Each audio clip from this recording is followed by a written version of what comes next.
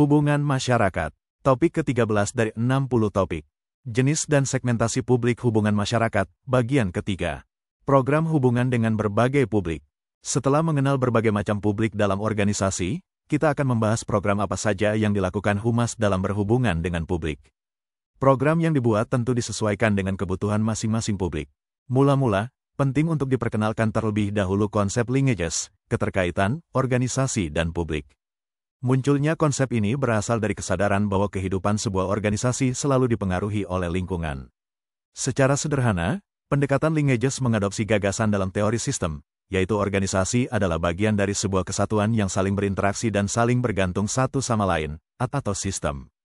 Oleh sebab itu, konsekuensi dari pendekatan linkages adalah organisasi harus menyesuaikan diri dengan lingkungan. Sekurang-kurangnya ada 4 jenis linkages yang harus dipahami, yaitu sebagai berikut. A. Enabling linkages. Keterkaitan organisasi dengan organisasi lain atau kelompok sosial yang menyediakan kewenangan dan sumber daya yang memungkinkan organisasi tersebut hidup, pemerintah, dewan komisaris, pemegang saham, pimpinan komunitas, dan parlemen. B. Functional linkages. Keterkaitan organisasi dengan organisasi atau publik yang menyediakan input atau yang menggunakan output organisasi, pekerja, organisasi pekerja, dan pemasok, suppliers. C. Normative linkages. Keterkaitan organisasi dengan organisasi lain yang menghadapi masalah yang relatif sama atau nilai yang sama, asosiasi-asosiasi organisasi dan asosiasi profesi. D. Diffuse linkages. Keterkaitan organisasi dengan unsur-unsur dalam masyarakat yang tidak mudah diidentifikasi melalui keanggotaan dalam organisasi formal, seperti pembela lingkungan hidup, komunitas, media, pelajar, kelompok minoritas, pemilih, dan sebagainya. Unsur keterkaitan dan hubungan antara humas dan publik. 1. Program hubungan dengan karyawan. Karyawan merupakan aset penting bagi organisasi. Oleh karena itu, program hubungan dengan karyawan merupakan hal penting yang dilakukan untuk meningkatkan kinerja dan produktivitas karyawan. Hubungan yang baik akan meningkatkan kinerja dan produktivitas. Gaji tinggi tidak menjamin karyawan betah bekerja di suatu perusahaan, tetapi suasana kerja yang menyenangkan jauh lebih kuat dalam mempertahankan karyawan untuk tetap bekerja. Oleh karena itu, suasana kerja atau sering disebut iklim komunikasi menjadi landasan hubungan dengan karyawan. Selain itu, hubungan dengan karyawan dapat berjalan jika didukung oleh 3 hal pokok. A. Keterbukaan pihak manajemen.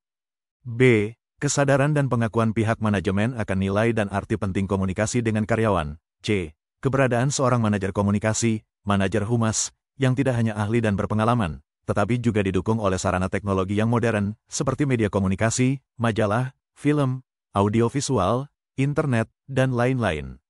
Hubungan dengan karyawan bisa dilakukan dengan menggunakan berbagai media, seperti media internal, radio, televisi lokal, online, internet, kotak saran, komunikasi tatap muka, baik yang formal maupun informal, meeting, dan lain sebagainya. 2. Program hubungan dengan pemegang saham.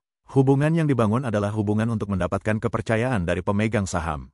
Pemegang saham adalah sumber investasi bagi organisasi, khususnya organisasi profit. Untuk membangun hubungan ini, Humas bertugas untuk memberikan informasi terus-menerus tentang organisasi kepada para pemegang saham. Informasi yang disampaikan antara lain laporan keuangan atau finansial secara berkala. Selain itu, Humas perlu melakukan riset opini pada pemegang saham untuk mengetahui bagaimana opini mereka tentang perusahaan dan tentang laporan tahunan yang disampaikan apakah telah memenuhi harapan mereka. Media yang digunakan untuk program hubungan dengan pemegang saham adalah laporan tahunan, informasi produk, informasi pemasaran, informasi sumber daya manusia, atau personalia, serta berbagai informasi tentang kegiatan perusahaan. Selain itu, Humas setiap tahun menyelenggarakan rapat umum pemegang saham ataupun rapat umum luar biasa. Yang juga penting dilakukan adalah membuat iklan laporan tahunan tentang kondisi keuangan perusahaan. 3. Program hubungan dengan konsumen. Konsumen merupakan publik penting bagi organisasi profit. Begitu pentingnya konsumen, bahkan ada yang menyebut konsumen seperti darah bagi hidupnya perusahaan. Tanpa konsumen, sebuah perusahaan tidak akan hidup. Hubungan yang dibangun dengan konsumen tergantung pada pengelompokan konsumen, apakah anak-anak, remaja, dewasa, laki-laki atau perempuan, hobi, dan sebagainya. Salah satu hal penting dalam hubungan dengan konsumen adalah bagaimana nilai produk yang diterima konsumen, apakah sesuai dengan harga yang dibayar. Tujuan hubungan konsumen adalah meyakinkan para konsumen dan calon konsumen bahwa produk atau jasa perusahaan berkualitas baik dan secara konsisten mudah diperoleh dengan pelayanan yang baik. Hubungan dengan konsumen dapat dilakukan dengan komunikasi lisan, open house, yakni memberi kesempatan kepada konsumen untuk mengunjungi perusahaan. Mereka dapat melihat secara langsung proses produksi, melakukan komunikasi lewat majalah, audiovisual, iklan kelembagaan, dan mengadakan spesial event atau acara khusus. 4. Program hubungan dengan pemerintah. Telah disebutkan bahwa pemerintah merupakan kelompok publik eksternal yang cukup penting bagi organisasi. Sejak pendirian hingga operasional, organisasi profit dan non-profit akan berhubungan dengan pemerintah, dari level paling bawah, misalnya kelurahan atau pemerintah desa, sampai pemerintah pusat. Organisasi memerlukan izin pendirian, operasional, dan pemerintah mempunyai otoritas mengawasi organisasi bisnis ataupun bukan. Pemerintah juga membuat peraturan untuk mengatur bisnis, seperti peraturan perburuhan, persaingan usaha, kepemilikan, dan sebagainya.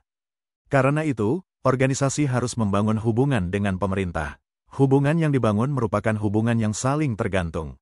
Bagi organisasi bisnis misalnya, pemerintah merupakan mitra dan pelindung dunia usaha. Bagi pemerintah, lembaga bisnis merupakan partner, sebagai sumber pemasukan pendapatan pajak, pemutar roda perekonomian, dan pencipta lapangan kerja. Pemerintah tidak bisa melakukan sendiri pengelolaan sumber alam. Karena itu, mereka memerlukan mitra untuk mengelola sumber alam. Hubungan dengan pemerintah menjadi salah satu program humas yang cukup penting. Program yang dilakukan antara lain adalah melakukan komunikasi dengan menggunakan berbagai media cetak, elektronik, bahkan di beberapa negara maju program humas yang penting adalah melakukan lobby. Lobby dilakukan untuk memengaruhi kebijakan dalam pembuatan peraturan, undang-undang, dan ketentuan lain. Lobby bukan sesuatu yang melanggar hukum karena lobby adalah kegiatan memberi informasi dan membujuk dengan cara-cara yang etis. Lobby dilakukan misalnya terkait dengan pajak. Pemerintah mempertimbangkan usul para pengusaha untuk memberikan keringanan pajak kepada perusahaan yang taat dan tepat waktu membayar pajak. Lobby dilakukan untuk memberi masukan kepada pemerintah tentang perlunya dikeluarkan peraturan tentang suatu hal, misalnya persaingan usaha, yang sebelumnya tidak diatur, aturan tentang hubungan perburuhan yang memberatkan pengusaha, dan sebagainya. 5. Program hubungan dengan komunitas. Pepatah lama berlaku dalam hubungan dengan komunitas, yakni tetangga adalah saudara kita terdekat. Komunitas adalah masyarakat atau penduduk yang bertempat tinggal di sekitar tempat berdirinya organisasi atau disebut dengan tetangga. Merekalah yang paling pertama merasakan dampak dari kegiatan organisasi. Misalnya, sebuah perusahaan pengolah biji besi dalam kegiatannya menimbulkan pencemaran lingkungan, yakni suara bising, asap pabrik, dan membuang limbah.